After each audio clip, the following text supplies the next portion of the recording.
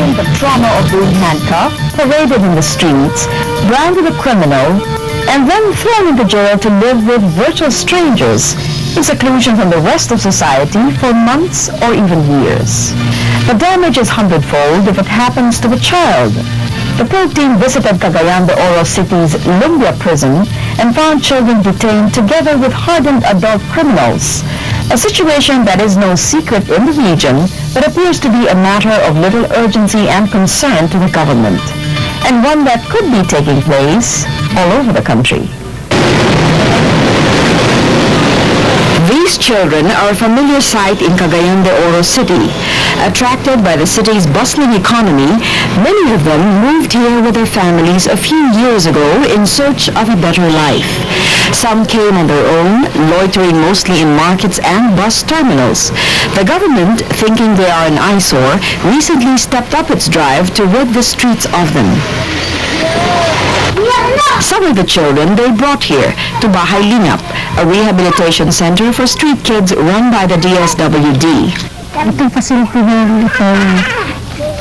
is a temporary facility for street children who are brought here by the law enforcers and other civic-minded citizens for fear that children who are in the streets might become notorious someday or might become lured to drugs and other forms of criminalities.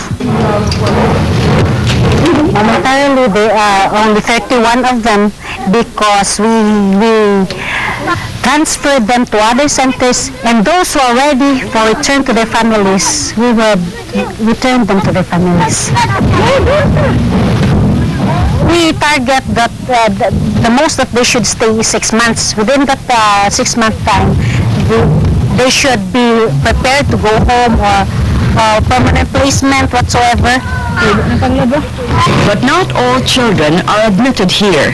Children who have fallen prey to drugs and even petty crime are deemed unqualified to stay in Balay.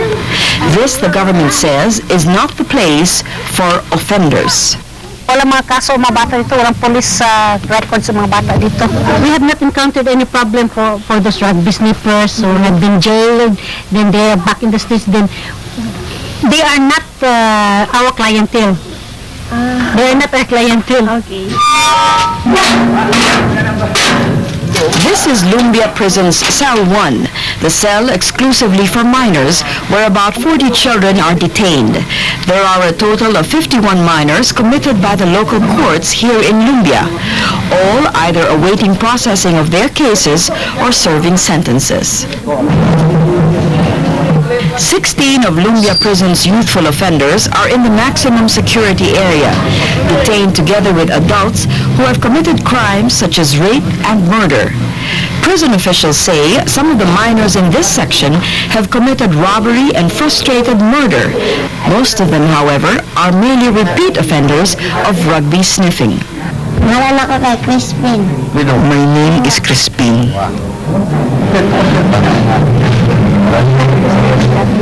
Anong sunod mo ka rin? Anong sa kanila? I'm here for rugby sniffing. Rugby. Kapila na ka, business ka na sunod rin? Kaysa ba? This is my first time here. Pila yung edad? Lise. I'm 13 years old. Kano sa mga ka na sunod rin? I've forgotten how long I've been here. Maybe 5 months now. Ang sadya lang dyan, para hindi sila makapag-commit ng crime. Councilor Reynaldo Advincula heads Operation Peace and Order, which has been tasked to round up street kids who commit crimes. Karamihan talaga ng crime committed dito, galing sila committed by the street kids. Marami na sa kanila ngayon na mga snatcher, marami na nga pumapatay na rin sila. Marami nang napatay ang mga street kids dito dahil mga rugby boys kasi ito eh. Under the law, children who have committed violations punishable under the Penal Code may be imprisoned for at least 4 months. However, the Convention of the Rights of the Child, to which the Philippines is a signatory, stresses that children who have been convicted of crimes must be treated in a way that will protect their sense of dignity and self-worth. Non-government organizations decry the fact that youthful offenders are sent to Lumbia prison despite the absence of any rehabilitation program for the children. They say locking up minors without any guidance whatsoever almost guarantees that youthful offenders will return to the streets and commit the same crimes. Concerned citizens here say that government is using the legal system by putting children in jail to respond to a situation that is essentially a social problem. Just down on the rocks fishing.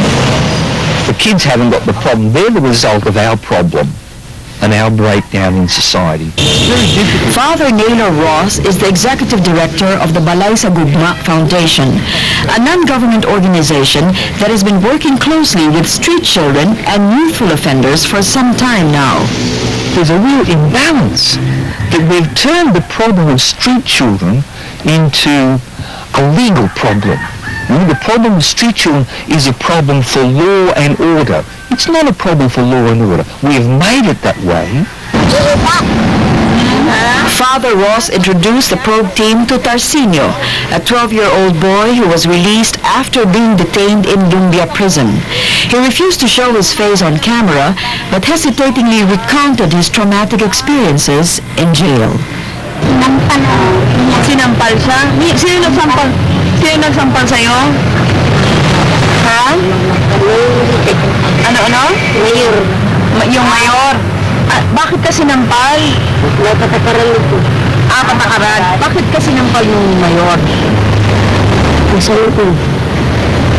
Ano yan? Isang Anong pagkakamali ang ginawa mo mo?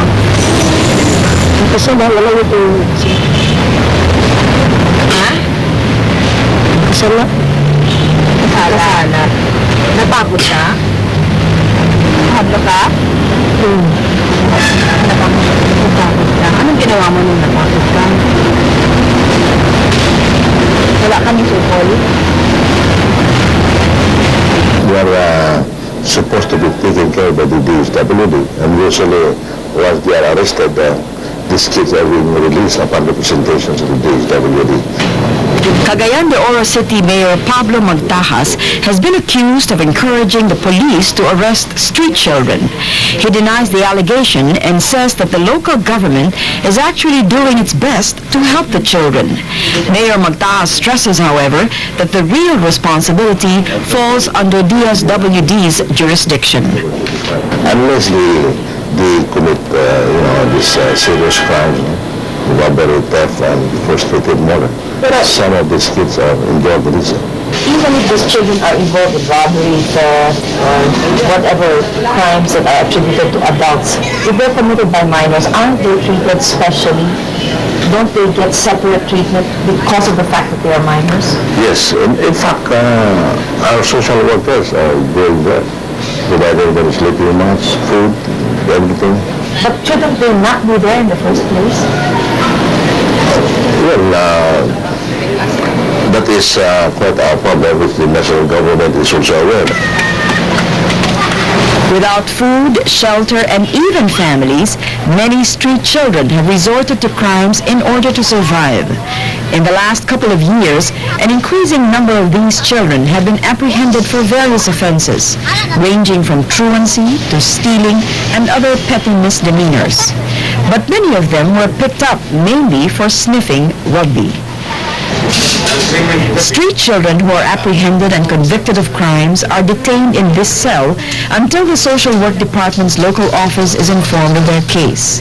Several children who have been detained here say that there were occasions when there were 10 of them in the cell at one time, staying there for weeks without any action taken on their cases. But police officers deny this. Madali lang naman ang proseso, hindi naman matagal. Wala pa nga isang araw. Hindi man sila matagal dahil kawawa yung bata, hindi pa walang pagkain dahil wala naman silang mga relatives, wala silang mga kamag-anak. we are working with the court because once they are in jail, it's not easy to get them out. Director Leticia Gumbao heads the DSWD's field office in Cagayan de Oro City. She says that working for the children's transfer from the jail to the appropriate rehabilitation centers is an arduous process that can drag on and on for months. You have to work with the court to give the court order to take them out. I see. Yun ang process. Don't they not belong in jail? Why should it be difficult to remove them from jail if they don't belong there? That is why. That is the process.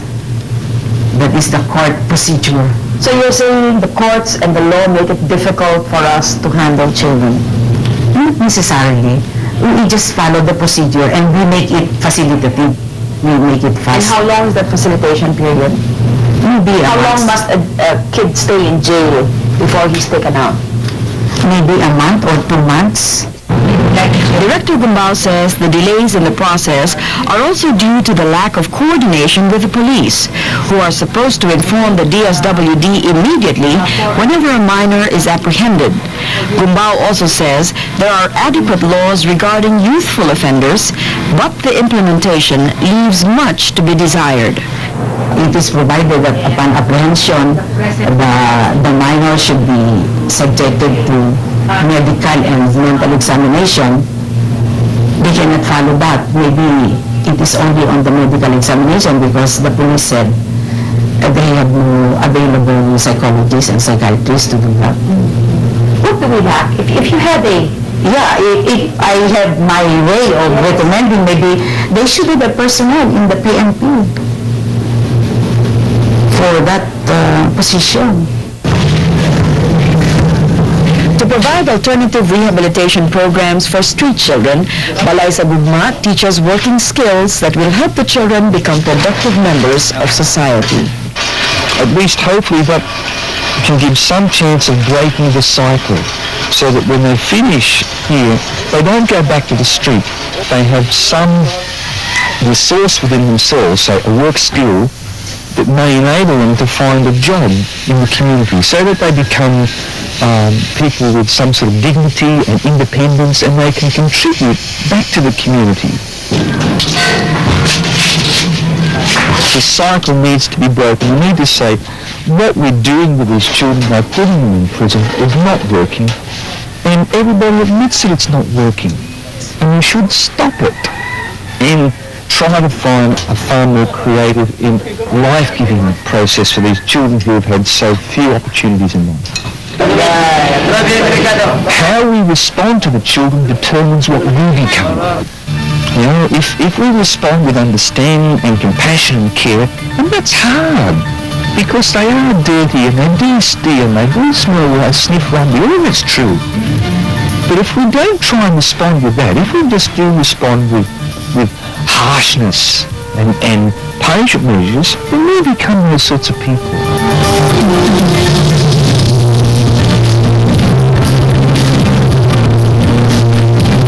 This program is brought to you by Dutch Boy Nelcrete, the paint that lets walls breathe, and Pag-ibig Fund, bahay at magandang buhay para sa bayan. They have no money for food, much less for popular illegal drug shabu. So the little they have is spent on this, rugby glue, a popular substance of abuse among street children in the Philippines. It doesn't matter to them that rugby sniffing merits 4 months in jail according to the law. It also doesn't matter that they're children. The law applies to all. Like these children who have been locked up for sniffing rugby and engaging in theft. 13-year-old Crispin is one of them, in prison for rugby sniffing and in maximum security for trying to escape. How many months have you been in here? 4 months. When were you sentenced? 1 month ago. Here in the prison of Lumbia in Cagayan de Oro City, out of 391 inmates, 67 are minors, 14 of them confined under maximum security conditions. Though a presidential decree issued by then-President Marcos required that minors be kept in cells separate from adults, this facility in Lumbia offers no such separation. Primero, The courts sentence these young adults, but we don't have a separate building for them. The children share the same harsh conditions as the adults do. 20 to a cell, meals of rice with a possible fish a day, no soap, and only a cement floor to sleep on. It's not right. It's not right that the minor should be in here. That's what I believe. But it can't be helped.